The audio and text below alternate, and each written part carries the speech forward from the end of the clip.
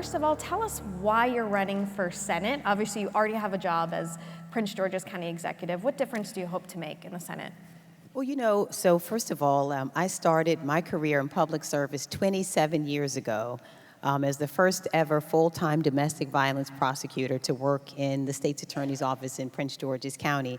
And I have to tell you that over the years, I have absolutely fallen in love with the work of defending and protecting our families. And in 2010, after having spent some years working, I looked out and discovered that my daughter, I felt, was growing up in a community that I felt was less safe than the one I had grown up in. And so I was having this conversation with a friend and going on and on about my concern when the friend cut me off and said, you know what, unless you plan to change it, I don't think we should ever discuss this again.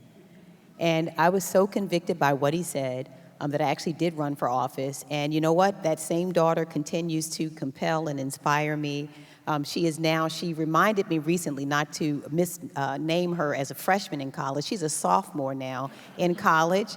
Over the summer, I had been describing her as finishing her freshman year, but she's a sophomore, and guess what? She is now facing a world where she has fewer rights than her mother and grandmother.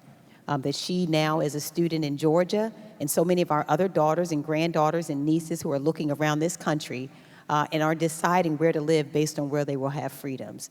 This is the same daughter and so many of our kids who are likewise experiencing in America what I believe is a classic American tragedy. It is that we have accepted that the number one way that our children die in the United States is at the hands of a gun. Gun violence is the number one killer of our children, and we have had we have passed this burden on to our kids and have done nothing about it. And so I am working for the future. This election, quite literally, is about the future of for our children and grandchildren, and we have the power, and I would dare say the obligation to decide the type of state and the type of country that we will pass along to our kids. And that's everything from reproductive freedom to gun violence to economic opportunity, building an economy that allows our children to have the realistic expectation that they will not live on the margins, but that they will live beyond their wildest dreams, that they will have the kind of investment that will allow them to buy homes, be able to afford the cost of living, and to experience the American dream. So that is why I am running. I'm so excited to be a part of building a future that all of us can feel proud of. And now, one thing as county executive that you don't have to worry about is foreign policy, but going to the Senate, being on Capitol Hill, that's an important part of a senator's portfolio.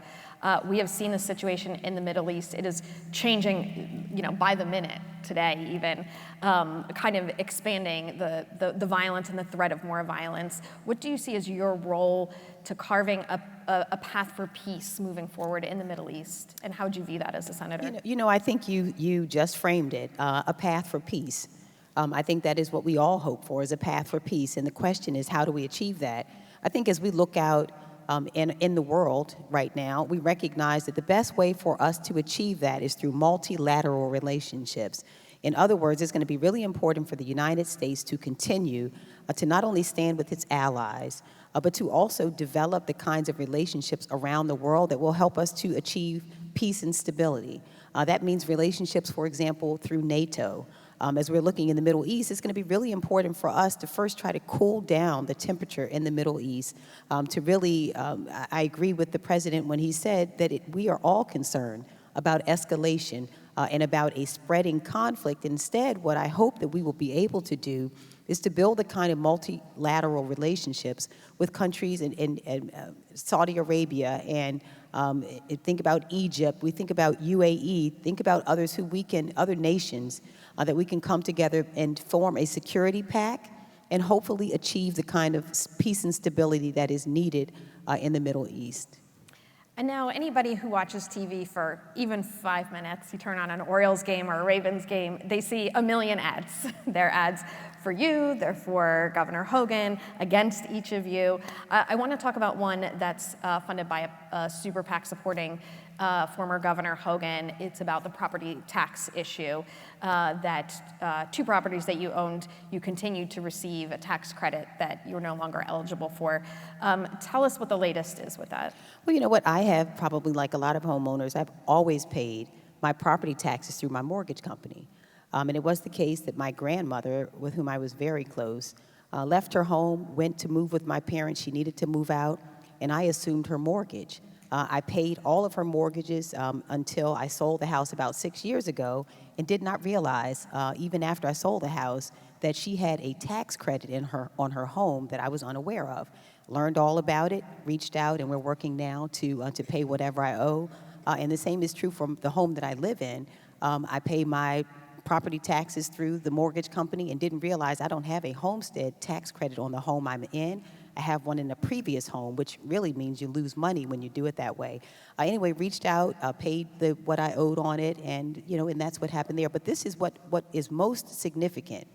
I think it's for everyone to recognize the $18 million that my opponent's billionaire friends, these conservative Republicans who have invested heavily in trying to defeat Democrats across the country. It's not only that they have now recently put in $18 million worth of attack ads against me last week, but you'll notice these same funders, only 14 of them funded $18 million worth of these ads. But they are also operating in places like Pennsylvania where they put in $50 million. So it is the case that my opponent, who is claimed to be a maverick, is what he's calling himself, and some sort of independent, I would dare say that nobody contributes $18 million to your campaign because they expect you to be independent. What they expect is what we know. He's on their team, and he expects, and they expect for him to hand over the majority in the Senate to these Republican conservatives who have taken our country in a direction that is rolling back women's rights, that will have no path for us to have the kind of sensible gun legislation that we desire. So it is clear Larry Hogan is on a team with these billionaires who have now put in millions of dollars to try to defeat me and Democrats all across the country. Now, in the same vein, there are millions of dollars being spent on ads that benefit you that target Larry Hogan and his position on abortion, which seems to have changed over the years. Tell me why you believe that his stance on abortion is concerning, because he's saying he'll protect a woman's right to choose. Well, let's not talk about what he said. Let's talk about what he did. So just 2 years ago, 2 years ago, not a lifetime ago, this is a person who vetoed abortion care legislation in the state of Maryland. And when he was overridden, he doubled down and refused to fund the training for abortion care providers in our state. It is also the case that what he did was to get in front of some cameras after Roe was overturned, and he said, quote, Donald Trump deserves credit for his accomplishments in office, including his, quote, incredible Supreme Court justices that he nominated. These justices who had just overturned Roe.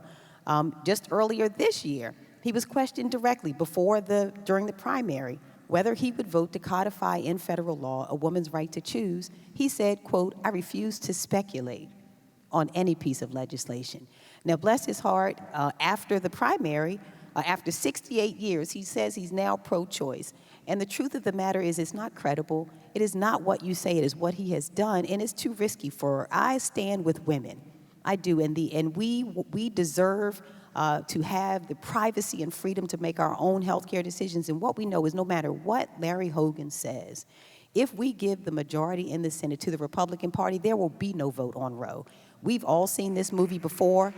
We understand what happened when Mitch McConnell refused to allow a vote on Merrick Garland. When Barack Obama wanted to appoint Merrick Garland, there was no vote. So we understand exactly how this works, and there will be no vote on many of the issues that are of concern to average Marylanders if Larry Hogan gives the majority to the Republican Party.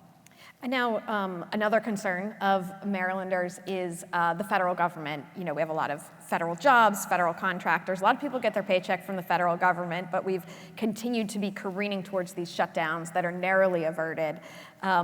What would you do as a senator to try and have some sort of stability in terms of the federal budget and avoid this, kind of precarious situation that we have over and over again? Federal workers are so important. Not only do we have a large disproportionate share of them who live in Maryland, but I think about my own grandmother. My father's mother was a housekeeper in D.C. whose greatest dream was to work in the federal government. And many may remember a time where you had to take a typing test and a civil servant's exam to get in the government. Well, she couldn't afford a typewriter. She had the ingenuity and brilliance to put a white piece of paper on the refrigerator in their one-bedroom apartment and then taught herself the keystrokes to take that exam. Well, she passed it. She got herself a job. So she, too, was a federal government worker. And there are so many in our state who are relying on their livelihood to take care of their families. And if we make the mistake of either electing Donald Trump or allowing these Republicans who have already shown us what they intend to do to have the majority in the Senate, they have told us through Project 2025, these conservative Republicans, that they intend to politicize these positions in the federal government to really destabilize and to destroy so many of the jobs of federal workers, to destroy the Department of Education, to monitor women and who are having abortions. I mean, it's a horrible, horrible plan that they have, but federal workers will absolutely be adversely affected. And as a senator, I will continue to stand up for federal workers to ensure that we are not only protecting their wages, which is important, protecting their retirement, which has also become an issue, but making sure that we also continue to fight to grow jobs in our state and not take them away. I fought to bring the national FBI headquarters to the state of Maryland, 7,500 jobs, cybersecurity, technology jobs, and I had to march down there to stand up to some Democrats to get it done. The ones in Virginia who are still unhappy with Marylanders because we're getting the national FBI headquarters in Maryland, but I'll continue fighting to bring opportunities here and making sure they're not going to other jurisdictions. You mentioned Donald Trump, and of course we have this massively important presidential election between Donald Trump and Kamala Harris. Tell me what it's like for you differently having Vice President Harris at the top of the ticket as opposed to President Biden. Obviously you supported both, but what's it like for you now with Vice President Harris? Well, first of all, I do want to say that I am still so proud of Joe Biden. I think he will go down in history as one of the most consequential presidents of our lifetime. He's an American hero. He's a person we are all so proud of. I can also say I am so proud of Vice President Kamala Harris. I think that I noticed through people like my 19-year-old daughter, they are able to see themselves in her. She represents the future, I think, for so many.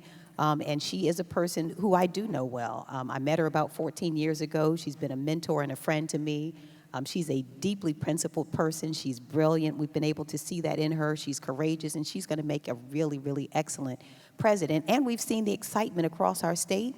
We've had 50,000 new volunteers sign up to volunteer in Maryland since July 21st as a result of Vice President Harris coming to the top of the ticket. And so she has added multi-generational or cross-generational excitement, and I'm excited too. And let's wrap this up with one quick fire question. Favorite part and least favorite part of being out on the campaign trail? Well, I want to say one other thing before I get there, to just go back to my initial point about the majority.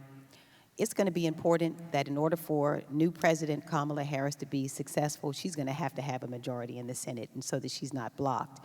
I can say that my favorite part of being on the campaign trail is I love people, and I have met the most incredible people all across the state of Maryland. I've met a lot of them. I love coffee, so I've met a lot of good people at coffee shops. I know where all the good spots are now all across the state to return to, and I can say probably the most challenging part of being on the campaign trail is, and you all can probably guess it, it really is, we've worked 7 days a week now for a year and a half. I don't know that I've ever worked as hard for anything in my life, but I can tell you that it is worth it in the faces of the Marylanders that I see every day who, just like me, I'm the daughter of a receptionist and a car salesman, and I promise you, we all want the same things for our families, and I intend to fight to make sure that every single family and family member in Maryland can be successful.